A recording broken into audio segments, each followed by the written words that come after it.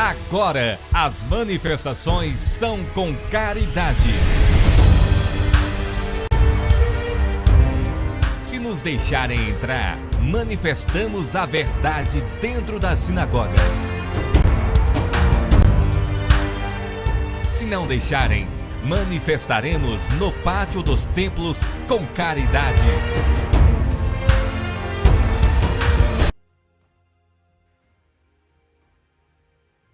Aos Hebreus Oivrim, capítulo 1.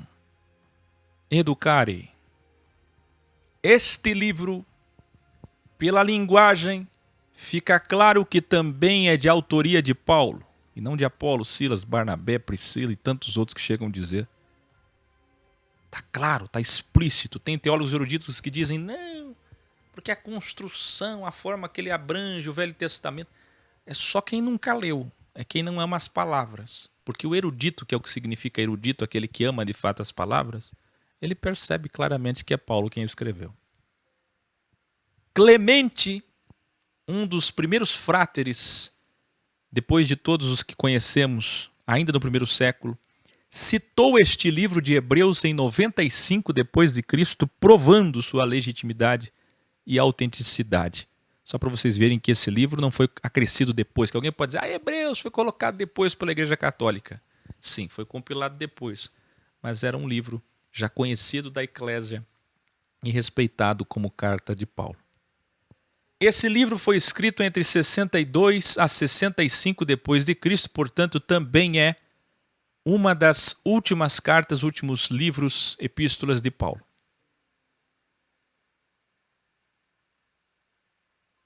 É o livro das duas Bíblias. Você pode escrever aí? Escreva assim. Escreva assim, ó. Aos Hebreus, Ivrim, é o livro da dualidade bíblica. É lindo isso. Aos Hebreus, olha para quem que é. É para os judeus, israelitas, hebreus de Hebron, israelitas de Israel, judeus da Judéia, da tribo de Judá. É o livro das duas Bíblias, a dualidade bíblica. Sempre aquela frase que eu uso há 7 anos, o que era e o que é. O sacerdócio levítico e o sacerdócio de Melquisedeque. As diferenças entre a primeira e a segunda Bíblia. O autor prova aos hebreus, Ivrim ou Yahudim, que toda a Bíblia aponta para Yahshua. Embora o Códex Vaticano exiba Hebreus após 2 Tessalonicenses, antes ele vinha logo após aos Gálatas. Poucas pessoas sabiam, mas os originais não têm pontuação, nem capítulo, nem versículo. Por isso nós estamos parcialmente resgatando isso, não dá para resgatar totalmente, senão as pessoas se perdem. E poucas pessoas sabem também que quando começou o trabalho de divisão de capítulos e versículos, esse Códex do Vaticano, por exemplo, ele emendava todas as cartas. Então você chegava em Hebreus, era o capítulo 56, 59. Então juntavam todas as cartas e ficava lá 80, 90 capítulos, entende? Não era como é hoje. Muitas coisas mudaram na Bíblia por causa dos massoretas ou massoréticos, como já revelamos em graus anteriores. Preste atenção. Os massoréticos, termo em hebraico, para aqueles escribas judeus que eram responsáveis por manter sagradas e intactas as palavras do Velho Testamento, se preocupando, o Tanar, que é anagrama de lei, profetas e poéticos, poesias, com as traduções cristãs. Presta atenção nisso aqui, senão você não vai entender. Os massoretas, esses escribas judeus, a preocupação deles era a seguinte: se preocupar com as traduções cristãs. Como surgiu o cristianismo e ninguém conseguiu parar o cristianismo, eles estavam preocupados com o interesse dos cristãos em fazer bíblias para eles. Rolos, que até então eram rolos, antes do papel. A preocupação dos judeus era que os cristãos amassem mais o Velho Testamento que eles.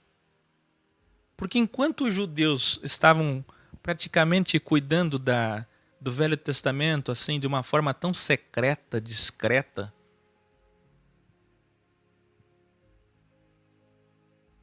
Os cristãos chegaram e começaram a propagar essas mensagens. Então os judeus ficaram desesperados. Imagina eles que guardaram aquilo por 1.500 anos. E se for contar Abraão por 2.000 anos. De repente chegam os cristãos usando os livros deles. E o medo deles é que a história se perdesse, se pervertesse. Você já pensou você guardar alguma coisa por 1.500 anos, 2.000 anos, de repente chegam os cristãos e mudam tudo? Você não sabe o que os judeus fizeram? Eles começaram a responsabilizar escribas, pagando esses escribas, para que esses escribas fossem responsáveis por um lobby de preservação das escrituras, para que o judaísmo não fosse afetado. Prestem atenção. Prestem atenção. Eles trabalharam muito do século 6 até o século 10, do ano 500 até o ano 1000 depois de Cristo. Messorá vem do hebraico tradição, igual Talmud, porque eram rabinos ou escribas que preservavam os dogmas e a tradição judaica. Daí o porquê de termos o cristianismo como reforma do judaísmo, pois as Bíblias protestantes e católicas usaram as Bíblias massoréticas como fontes para suas traduções. Então vamos lá, vou explicar de novo. Isso aqui é muito importante. Se você não conseguiu guardar porque é muita informação, guarde pelo menos isso aqui, ó. Escreva aí. A Bíblia massorética, pode escrever aí, foi a fonte, a origem das traduções protestantes e católicas. Sabe o que isso significa? Que famílias judaicas que mantinham os textos para o judaísmo, beneficiando o judaísmo, deixaram originais, deixaram suas Bíblias massoréticas, que foram a inspiração para os evangélicos, protestantes, católicos, que era tudo que o judaísmo queria. Tudo que o judaísmo queria é que os cristãos usassem seus textos, suas fontes massoréticas, para que assim o cristianismo fosse um puxadinho do judaísmo. Uma casa judaica reformada. Uma filha. Por isso que eu digo vó judaica, mãe católica e filha protestante. Quem entendeu?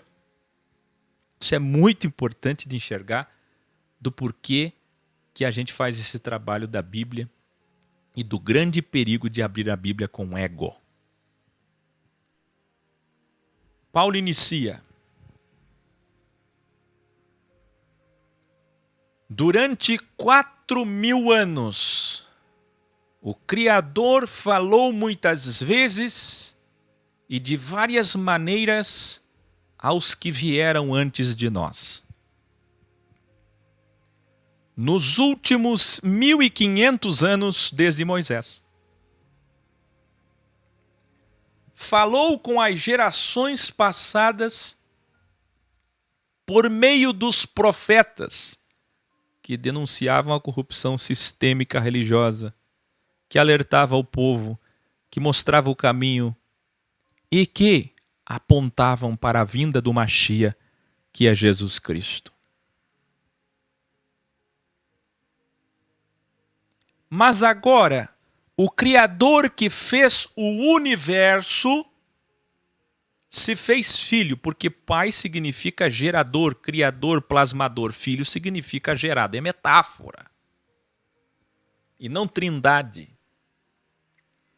E este homem se tornou herdeiro de todas as coisas. Como é que pode Deus se tornar herdeiro daquilo que ele mesmo tem. Porque é só metáfora. São manifestações. Por isso que está no título aí do grau, Jesus, o avatar do Criador. Você já vai entender. Este homem, o Filho, como chamamos em metáfora, em alegoria, é o avatar. O que é avatar? Avatar, no hinduísmo, é o encarne do Ser Supremo. É a capacidade de uma divindade, ou a divindade, encarnar em alguma coisa. Ora, a teologia fala isso. Então, portanto, não é o hinduísmo só. A teologia fala sobre Emmanuel, sobre Yah, de aleluia, Shua, o Yah que veio salvar. A teologia fala sobre teofania, sobre angelofania, sobre epifania. E é isso que Jesus é. Então não seja tolo. Aprenda. Este homem, o Filho, como chamamos em metáfora, o Filis Dei, é o avatar, é a encarnação do Criador. É o holograma. Lembra do grau Jesus, o holograma do Pai? Por que holograma? Porque na tua Bíblia está escrito a luz que projeta tudo. O que é uma luz que projeta tudo? Um holograma, mas um holograma de matéria. 6 elétrons, 6 prótons, 6 nêutrons. Você lembra? Isso é quântica. A imagem, o espelho, todos sinônimos dessa raiz. A luz da glória, ou a luz do poder do Criador. Escuta bem. E a expressão exata do seu ser, ou da sua pessoa, da sua ontologia, de quem ele é. A luz que projeta todas as matérias existentes. A sofia, o verbo, por isso filosofia, a sabedoria que sustenta todo o cosmos, micro e macrocosmos, que morreu por nós ao encarnar como filho, purificou nossos pecados, usando a metáfora do Velho Testamento, e agora como destra, isto é, como direita, porque Jesus é a mão direita do Criador e o anticristo será a esquerda, na dimensão imaterial, isto é, nos céus. É superior aos anjos, está assim na tua Bíblia. Porque anjos, que são as suas emanações. Ora, quem nunca estudou Gênesis 1:1, Gênesis 6, Gênesis 3, Gênesis 8, Gênesis 10, Gênesis 11, não vai saber o que é isso. Mas quem estudou todos os graus já sabe o que é isso. Dimensão imaterial é céus. Ele se tornou superior. Por quê? Porque ele desceu e encarnou em um homem, venceu o terceiro e poder, venceu o seu ego, venceu o mundo material e subiu exaltado para ser o primeiro a ser ressuscitado, para ser o primeiro, o segundo Adão e o primeiro dos homens a restaurar a imortalidade com ressurreição. O que é isso? Nós tivemos 4.000 anos de manifestações angelicais. A virtude de guerreiro Miguel, a virtude de mensageiro Gabriel, a virtude de curandeiro Rafael, tá entendendo? Anjos. Uma manifestação. Deus desceu como um anjo, destruiu 185.000 numa noite, soldados de Senaqueribe. Deus enviava um espírito, um anjo, espírito e anjo é a mesma coisa, para perturbar Saul, crivá-lo. Um espírito Deus enviava para perturbar reis poderosos, para tornar um homem animal como Nabucodonosor. Enviava anjos, seus espíritos, para fechar a boca dos leões, Daniel. O que eu estou dizendo é que essas manifestações, como aqueles 2 que foram para Ló e o terceiro delta anjo que ficou na casa de Abraão, diante do qual Abraão se dobrou. Então é um anjo? Não. E aquele anjo que apareceu no sepulcro quando Jesus ressuscitou, que estava do lado de dentro, daqui a pouco, quando Maria foi sair, estava do lado de fora, e era o próprio Jesus. Quem lembra desse grau da ressurreição? Então, anjo, espírito, sefirot, emanação, virtude, é tudo a mesma coisa. Mas você tem que assistir, 72 energias do bem e do mal, 72 emanações, 72 nomes de Deus, 72, 72, 72. Por isso que ele escolheu 72 discípulos para serem 72 homens, no qual ele iria encarnar por seus espíritos, com seus espíritos, para distribuir a verdade ao mundo. Então, este homem, que é Deus, Emanuel, quando venceu o mundo e voltou, passou a ser superior a todas as outras aparições e manifestações de antes. Você lembra, nós vamos ler em Judas original, Miguel disputando o corpo de Moisés? Metáfora. Pois essa disputa, ou daquele anjo da morte que desceu sobre o Egito para ferir os primogênitos, quem lembra? Deus mata ou não mata? Tudo isso é muito pequeno diante deste novo anjo, Jesus Cristo. Deste arcanjo, Jesus Cristo. Que não é Miguel, não é Rafael, não é Gabriel.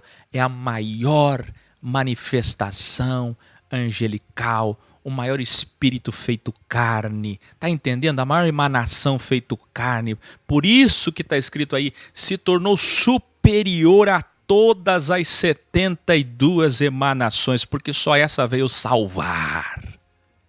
A maior epifania, a maior teofania. Isso aí, o Claudinei lembrou muito bem o anjo que lutou com Jacó, e lutou contra quem? Contra Deus.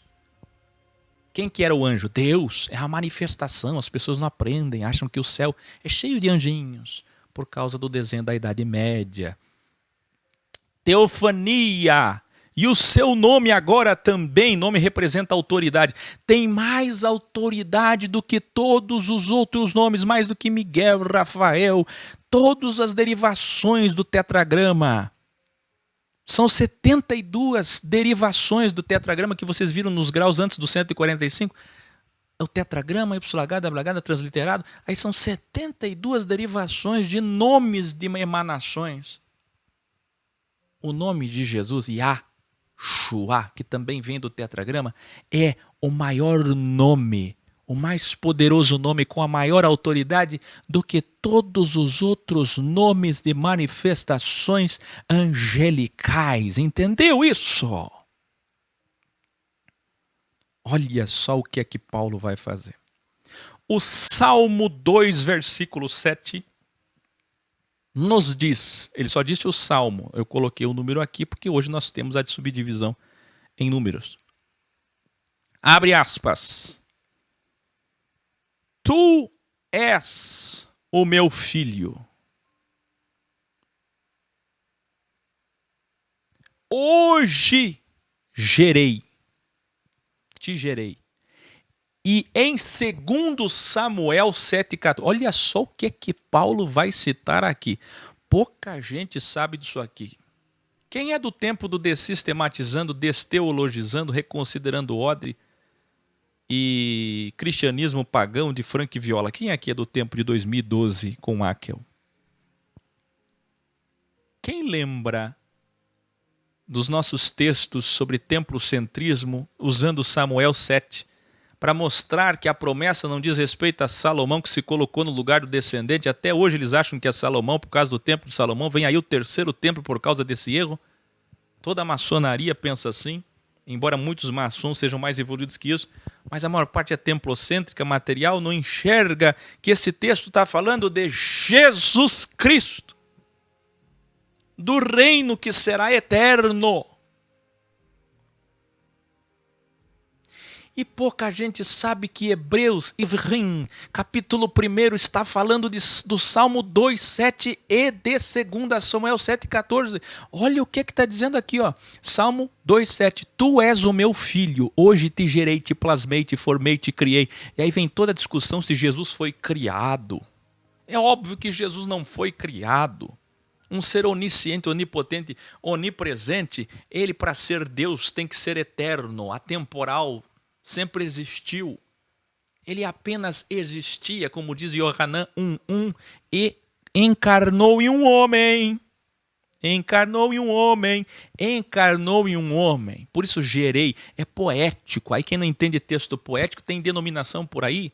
Tem denominação por aí que acredita que Jesus foi criado. Tem religião por aí que acredita que Jesus foi criado. Olha a situação, que Jesus é menor do que Jeová. É lamentável. Segundo Samuel 7,14, preste atenção, nos diz, abre aspas, eu serei seu criador, isto é, seu pai, seu gerador, seu plasmador, e este homem será o meu filho, que não é Salomão. Aí ele diz assim, essa passagem nunca falou a Salomão ou ao seu templo, vocês que defendem o templo, também não falou a nenhum dos anjos. Sabe o que Paulo está fazendo aqui? O que Frank Viola fez no livro dele, o que Haeckel fez no Desistematizando e Desteologizando, o livro que eu escrevi, o primeiro livro que eu escrevi. Que diz o que nesse livro? Isso aqui, ó, a explicação que Paulo está dando aqui em Ivrim, Hebreus capítulo 1, Samuel, segundo Samuel 7,14. Ele está dizendo o seguinte,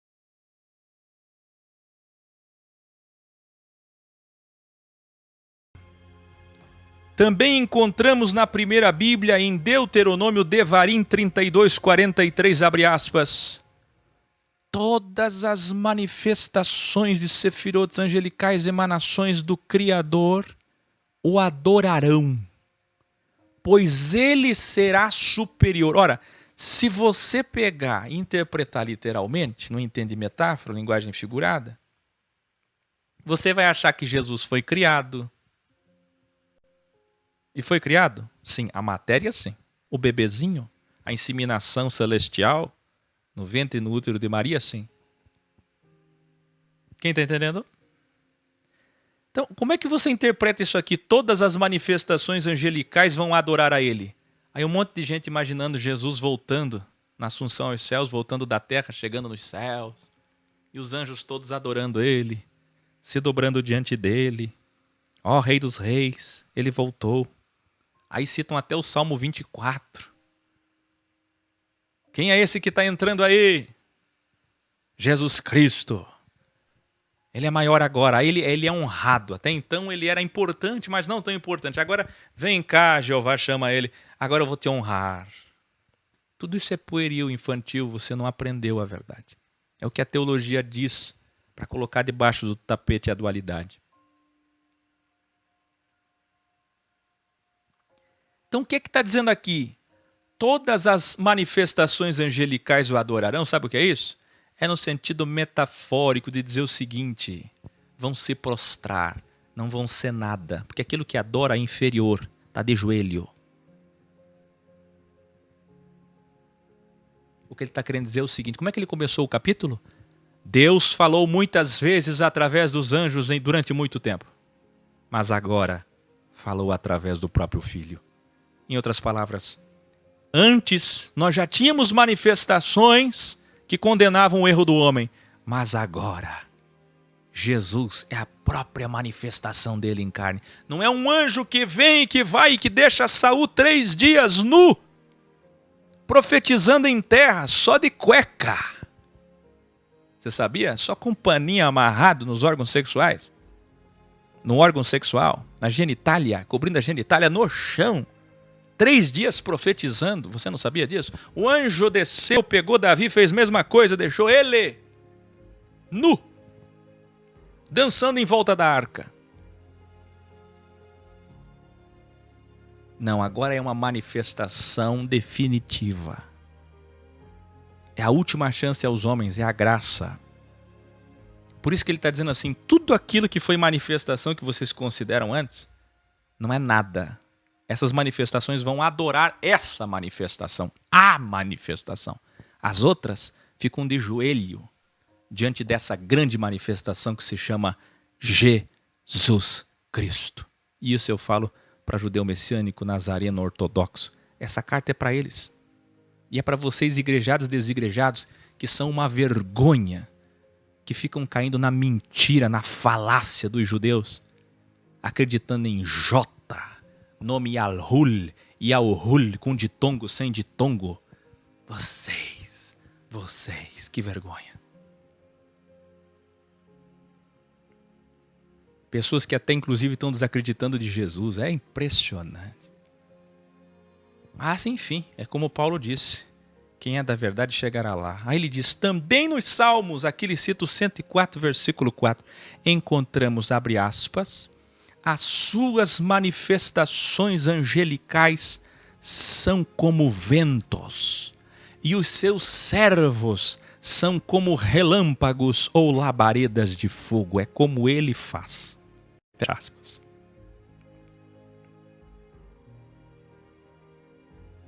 Entenderam isso? Perfeito. Luan Campagnoli. É o que a gente tem falado sobre a sexta de Deus que vem agora. Perfeito. Perfeito. Um espírito veio atormentar Saul. Um espírito virá atormentar a terra. Vocês entenderam, né? As suas manifestações angelicais são como ventos e os seus servos são como relâmpagos. É assim que ele faz. Sabe por que Paulo está citando isso? Porque os fariseus bíblias davam muito valor para anjo. É anjo aqui, é anjo lá, anjo, anjo, anjo, anjo. O Velho Testamento é tudo anjo. Aí você falava de Jesus, que Jesus é o Messias. Não, isso aqui é para os anjos. Quem está entendendo? Aí ele está citando e dizendo o seguinte, esse texto aqui do Salmo 104, versículo 4, é o que de fato são os anjos. Sabe o que os anjos são? Apenas manifestações como vento. O que é vento? Jesus, inclusive, quando estava em carne, disse assim, que o Espírito age como um vento, para cá, para lá, para cá, para lá. Assopra para cá, assopra para lá. É como Deus faz, é como Deus usa, é como Deus quer.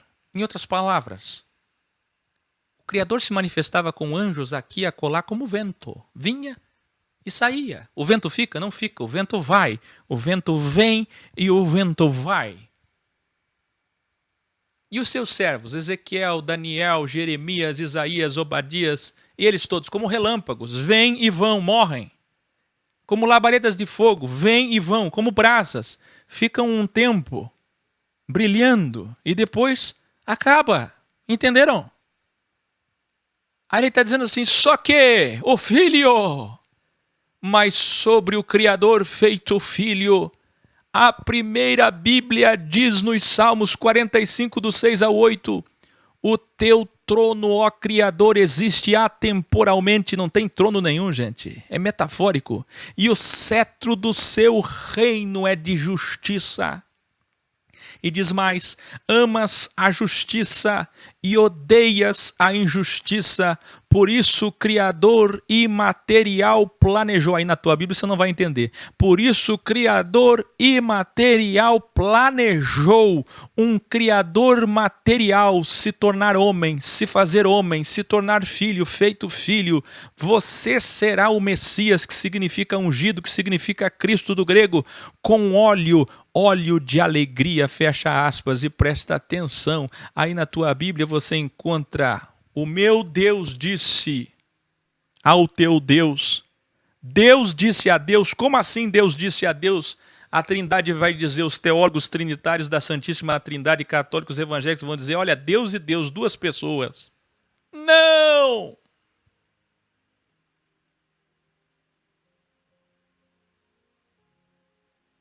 Deus é errado, único. Ele é espírito, ele é um ser que se manifestou num avatar Jesus. Jesus é apenas uma manifestação do Criador para a salvação dos homens. Depois ele receberá um novo nome, você nunca leu?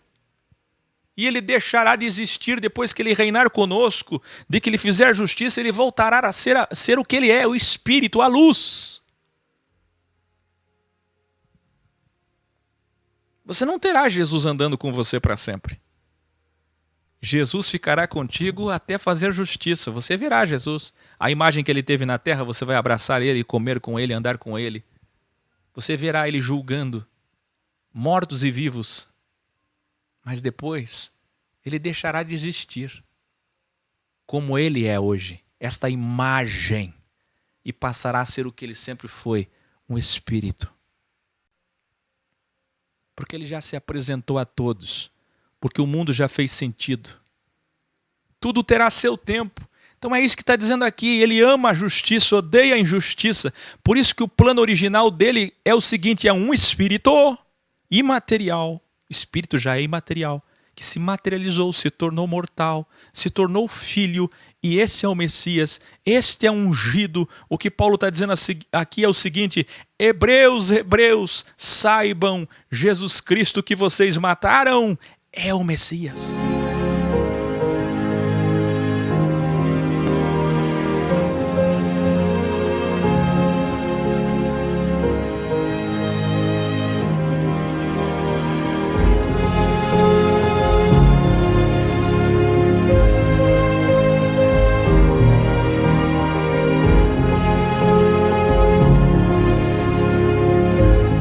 Já em outro salmo, que é o 102, do 25 ao 27, diz: no Gênesis, Yah, no Bereshit, no início, no princípio, criou toda a matéria. Tua Bíblia diz terra. E aí os terraplanistas acham que é fundamento, interpretam tudo no literal.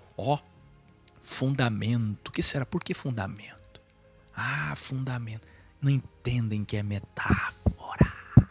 É a mesma coisa que ler dragão no Apocalipse e imaginar uma serpente alada. É metáfora. Criou toda a matéria, isto é terra. Aí diz os céus, isto é imatéria. Tudo que não podemos ver, mas existe, nem tocar. Tudo, matéria e imatéria, é obra das tuas mãos. Fecha aspas. E diz ainda, abre aspas, toda a matéria passa e vai. Salomão com seu cetro de ouro dizendo, vaidade. Mas o Criador feito filho é atemporal, é eterno. Sabe o que é isso? Paulo estava querendo dizer o seguinte, tudo vai passar. Tudo, toda a matéria, ele diz em seguida, envelhece como roupa. A roupa envelhece. Aí ele diz, toda a matéria será transformada, alquimizada, transmutada, como uma roupa sendo transformada, como uma roupa sendo trocada. Sabe como é que o Criador vai fazer quando ele vier no seu reino? Ele vai arrancar essa crosta terrestre, essa ígnea, logo abaixo, todas as rochas superficiais e sedimentares, e vai trocar como se fosse uma roupa. Ele vai arrancar a roupa da terra e vai trocar a roupa da terra. Está entendendo? Isso aqui é metáfora. Toda a matéria será transformada como uma roupa sendo trocada, mas tu, ó Criador feito homem, Jesus, Yahshua, é atemporal, é eterno, é para sempre. A Sofia nunca envelhece. Outra passagem da primeira Bíblia que os rabinos até hoje não entendem, Paulo diz, e hoje pastores e padres não entendem, é o Salmo 110 que diz, abre aspas, senta aqui como a minha destra direita e fique aqui até que eu destrua seus inimigos, fazendo deles um banco de ouro, um escabelo, um estrado dos reis. O primeiro rei a ter um escabelo, um descanso para os seus pés foi Salomão. Ele tinha um banquinho para colocar e descansar os seus pés, colocar os seus pés feito de ouro. Então veja, Sente aqui como a minha direita, ele é a destra de Deus, e fique aqui até que eu destrua seus inimigos, aqueles que te mataram, os bíblias legalistas, o sistema religioso, farisaico, fazendo deles um banco de ouro para descanso dos seus pés. Sabe o que é que Deus vai fazer com o sistema religioso que matou ele? Vai transformar eles, vai alquimizar eles num banco para descanso dos seus pés.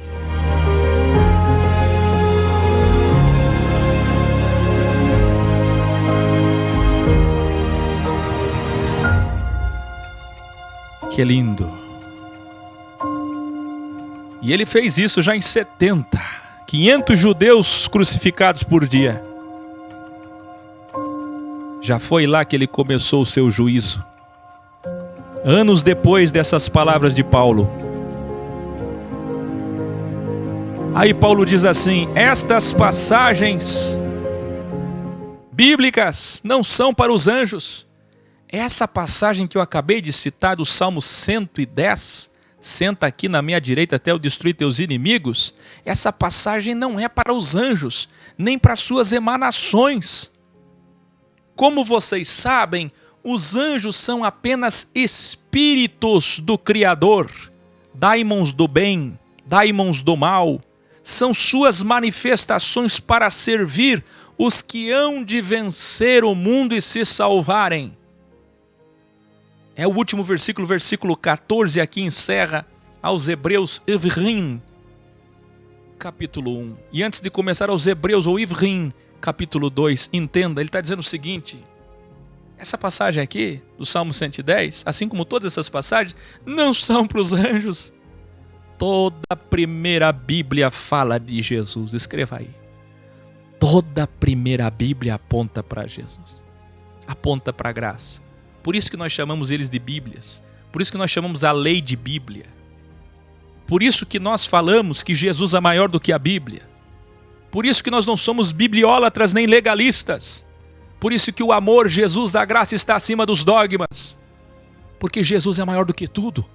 Quem tem Jesus tem tudo. Entenderam isso? Que lindo. Que lindo. Que lindo. Aos Hebreus Oivrim, capítulo 2. Essas passagens apontam para Cristo. E olha só que lamentável. Como sempre, o capítulo 2 não deveria ter sido subdividido. Quem para no 1 e não lê o 2, não entende o 1. Maldita a hora que eles subdividiram. Maldita a hora que os maçoretas, que os rabinos maçoréticos foram lá e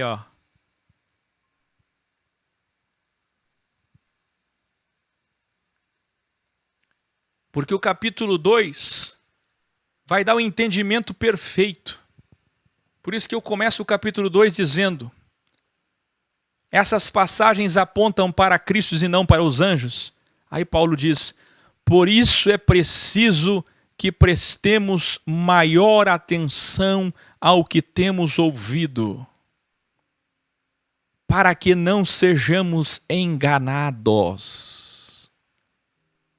Se a mensagem transmitida por anjos, olha só, já fez com que todos os desobedientes, do jeito que está na tua Bíblia você não vai entender, recebessem a devida punição, como vocês escaparão, vocês judeus, que negam Jesus como Messias, se negarem que essas passagens da primeira Bíblia falam de Cristo?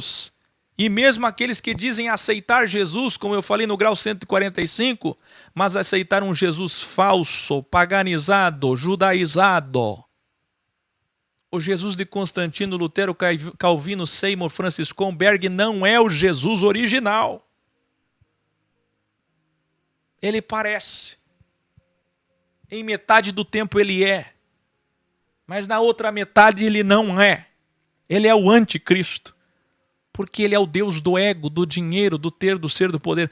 O Jesus verdadeiro é aquele que está acima de tudo, da própria Bíblia. É aquele que escreveu uma nova lei, isto é, uma nova Bíblia, que chamamos de Caris. Olha o que ele está dizendo. Ele está dizendo o seguinte para os hebreus. Se no tempo que Deus se manifestava em anjos. Você lembra de anjos? Com Abraão, com Jacó, patriarcas. Depois com Moisés, povo do Egito, tempo da lei. Depois com os juízes, depois com os profetas e reis. Você lembra dos anjos? Vocês lembram de todas as aparições de anjos? Vocês lembram? Já naquele tempo, diz Paulo, os desobedientes receberam a devida punição. Isso com manifestações que vinham como um vento, assim, ó. Os profetas vinham como labareda de fogo, relâmpago. Agora imagina o avatar, o holograma, Jesus, a encarnação definitiva, o Salvador, o Criador feito carne que ficou aqui e deixou sua palavra aqui, o seu Espírito aqui. Por isso que ele diz assim, agora não tem mais como negar. É por isso que neste livro aos Hebreus, em Virrim, no capítulo 10, ele vai dizer assim, não tem mais perdão. Quem negar agora não tem perdão, porque agora não são anjos que vêm e que vão como vento. Agora veio e ficou. Ficou como oxigênio, como ar. Ficou como a atmosfera. Ficou sobre nós como é o Espírito. Que lindo. Cristo é a salvação. Ele foi o primeiro a anunciar com muitos sinais, maravilhas, milagres do seu Espírito perfeito. Porque era o Espírito perfeito dele que estava encarnado em Jesus. E muitas testemunhas confirmam o que ele fez, sinais, maravilhas, milagres, provando ser ele o ungido, o Cristo, o Messias, o Criador feito carne. Que lindo! Que lindo! Aqui nós encerramos por hoje. Amanhã, no próximo grau, encerraremos o capítulo 2 aos Hebreus e mais 3 ou 4 capítulos, iremos pelo menos até o capítulo 6. E até no máximo quarta-feira, todos os 13 capítulos originais de aos Hebreus. Depois vem Tiago, depois vem 1 Pedro, 2 Pedro, 1 João, 2 João, 3 João, Judas e Apocalipse. Vocês evoluíram hoje com os originais de Filemon e aos Hebreus? Notem que são muitas cartas sendo feitas, 2 por dia. Então talvez vocês não estejam colando todos os graus. Eu vi que muita gente não colou o grau de Titus ontem. Assistam todos, grau a grau. E para vocês não se perderem, tem os números aqui. Por isso que a gente coloca ali grau #283. Para que vocês colhem todos os graus. Depois tem uma Bíblia impressa no mês de maio, no encontro de São Paulo. Boa noite.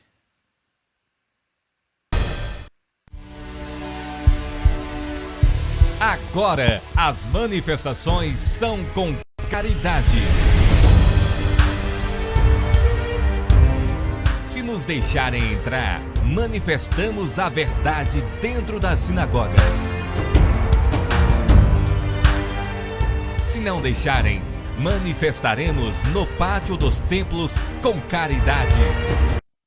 Deus será minha sorte, sai à tarde, vem à noite, e olha tua tão brilhante no céu, e as estrelas, reluzentes, vão rasgando o véu, dizendo Deus é real, Deus é real, é real, é real, dizendo Deus é real.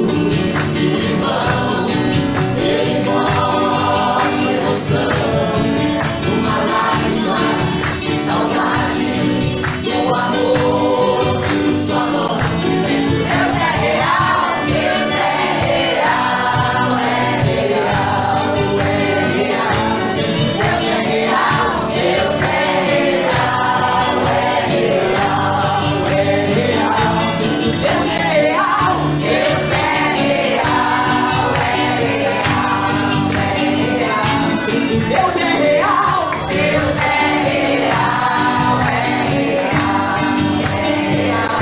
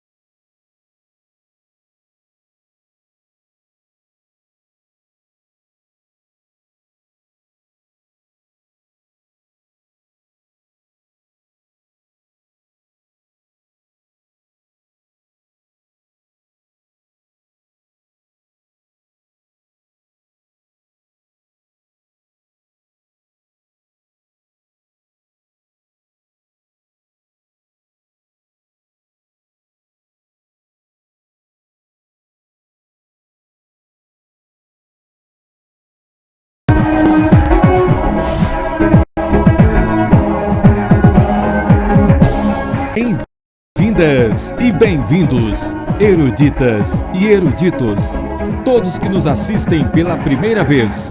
Está começando o programa Lux Mealex com Akel.